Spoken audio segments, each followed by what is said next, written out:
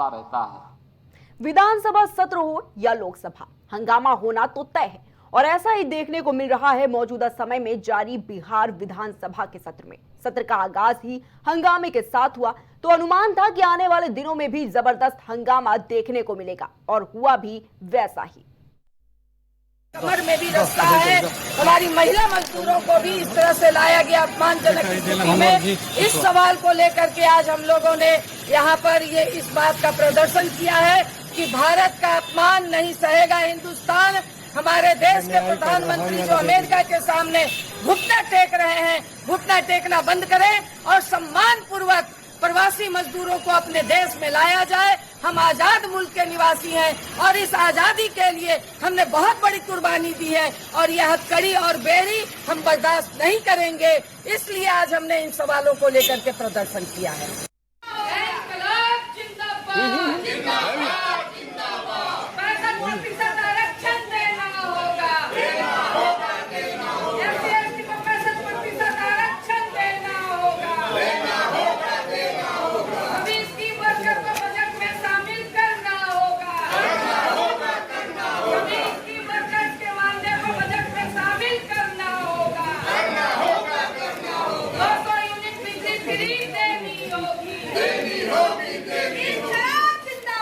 राज्य में medical college और अस्पताल के लिए काफी काम किया गया है। कितना काम किया गया है? पूरा काम किया गया है। तो पहले क्या था? 6 सरकारी मेडिकल कॉलेज और अस्पताल पहले थे। अब उसी में हम लोगों ने अब पहले से, अरे तुम्हारे पिता को हम ही बनाए थे, वो जब आए थे उस समय नहीं था। ये सब फालतू छोड़ो। अरे पूरा जात वाला भी, अरे तुम्हारे जात वाले भी जो जात थे हमको कहते थे काहे के लिए आप कर रहे हैं, तो हमने तो उसी आदमी को बना दिया था, बनवाया था। आई सब कुछ नहीं जानते हो। अब बाद में जब गड़बड़ कर रहे थे, जो गड़बड़ कर रहे थे, जो पिछड़ा और अति पिछड़ा, आज नहीं, जो हम लोगों के नेता थे कर्पूरी जी, वो किए थे, तो वो करना चाहते थे कि अब पिछड़ा अति पिछड़ा का बंद करके खाली पिछड़ा करेंगे। हमने कहा फालतू बात है। अरे अति पिछड़ा है कितना महत्वपूर्ण है, तो हमने उसी समय विरोध किया। बिहार में विधानसभा सत्र के दौरान बजट भी पेश किया गया, लेकिन विपक्ष ने उस पर भी नाराजगी जताई। ऐसे में डालते हैं एक नजर कि क्या था बिहार का बजट और विपक्ष की उस पर क्या राय थी। बिहार का बजट जो है वो पेश किया गया है और ये सरकारी पन्नों पर झूठ और जुमलों की स्याही से लिखा हुआ भाषण जो है माननीय उप मुख्यमंत्री सम्राट चौधरी जी ने पढ़ा है, मगर इससे जमीनी सच्चाई कुछ और है, वास्तविकता कुछ और है।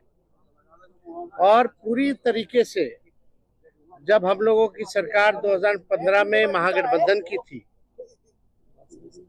उस जमाने से ही ये बात, पुरानी बातें दोहराई गई है। हर ब्लॉक में स्टेडियम बनेगा। शायद इनको स्टेडियम की परिभाषा समझ में नहीं आती है।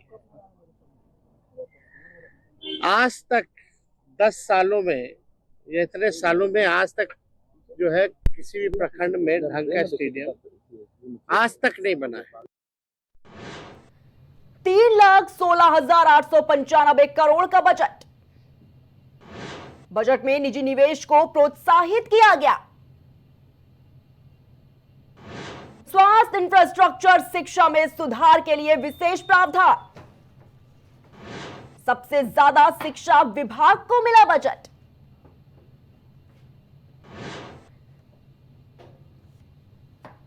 ₹3,16,895 करोड़ का बजट पेश किया गया है और बता दें कि बजट में निजी निवेश को प्रोत्साहित किया गया है। तो बिहार बजट में बहुत सी चीजें खास रही। स्वास्थ्य, इंफ्रास्ट्रक्चर, शिक्षा में सुधार के लिए विशेष प्रावधान भी बिहार के बजट में दिया गया है और आपको बताना चाहेंगे कि सबसे ज्यादा शिक्षा विभाग को बजट जो है वो दिया गया है।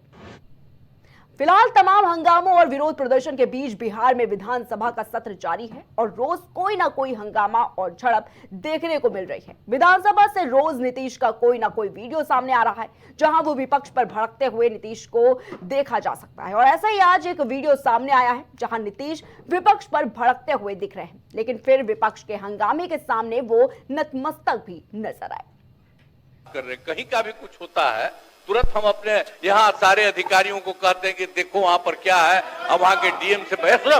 फालतू बात है, बिना मतलब का क्या मालूम है। सुनिए पहले एक चीज को हम कह देते हैं कि तुम लोग देख लो वहाँ पर क्या हुआ, कोई इधर से उधर गड़बड़ किया है तो उस पर एक्शन होना चाहिए। ये सब बात हम पहला दिन कहीं भी कुछ होता कर देते हैं। तो ये सब चीज अरे अब छोड़िए ना, इन सब चीजों को लेकर के आप काहे के लिए कर रहे हैं?